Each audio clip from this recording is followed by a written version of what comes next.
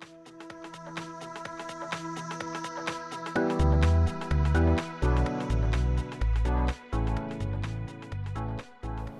evening, I'm Susan Bryant. Thanks very much for inviting me.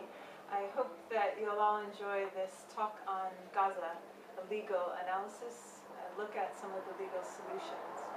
Just a bit about my background. I'm, as you can tell by the accent, an American lawyer practicing as a barrister here in London. I will try to give you a quick overview of international law, just so that you have a bit of context to understand the issues raised by Gaza put in the context of international law.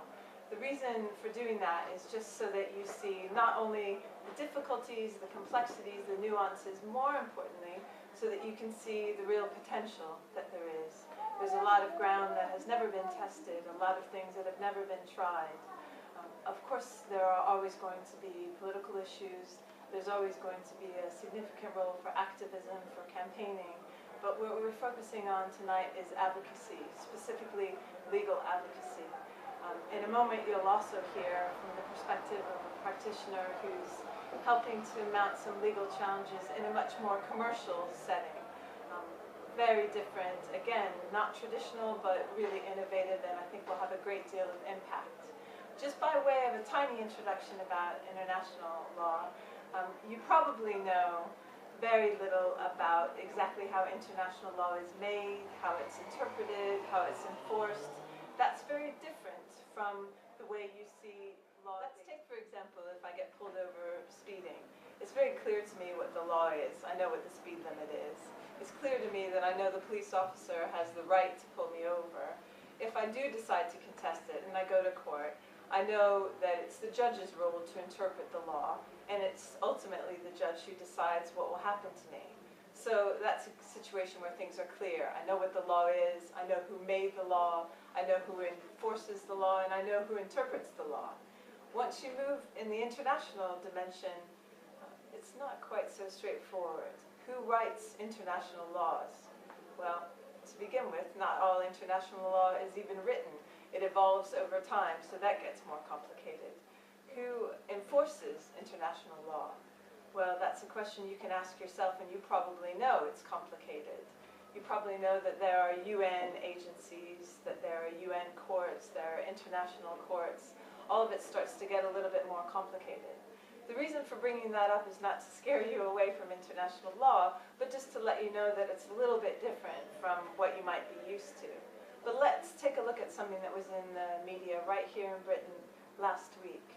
A case involving a family who had decided to take a child of theirs out of the UK to elsewhere in Europe to try to get treatment for that child.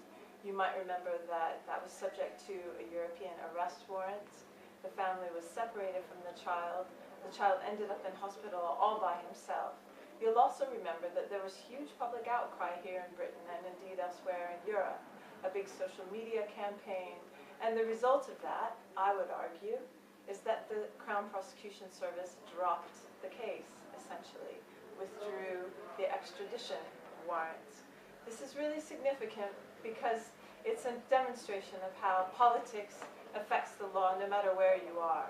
So of course we're going to look at and we're going to take seriously the influence that actors such as the American government, the British government, and their ties with Israel, both historically, politically, legally, how that affects how international law is dealt with. Of course we will look at that. But it's just to say that there is a political dimension in the application of law right here at home. That's something that we needn't be scared of and we needn't be overwhelmed by. There are still ways to work within the system to achieve something that's positive. One of the things we'll talk about is the International Criminal Court. For the first time, we have an international court that's there and will permanently be there.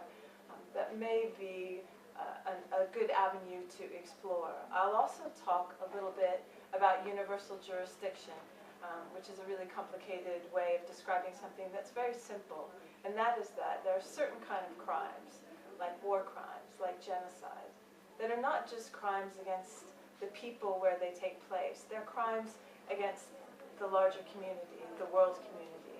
What that means is that here in Britain, we can prosecute a crime that took place in Rwanda, that took place in Gaza, that took place in Bosnia.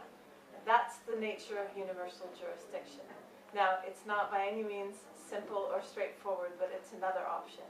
And as I mentioned, you'll also hear about legal challenges to the commercial setting, how we sell weapons, how we sell licensing, how the government handles those kinds of situations. So together, hopefully, we'll put forward to you some solutions, some things that haven't been tried but have a great deal of potential.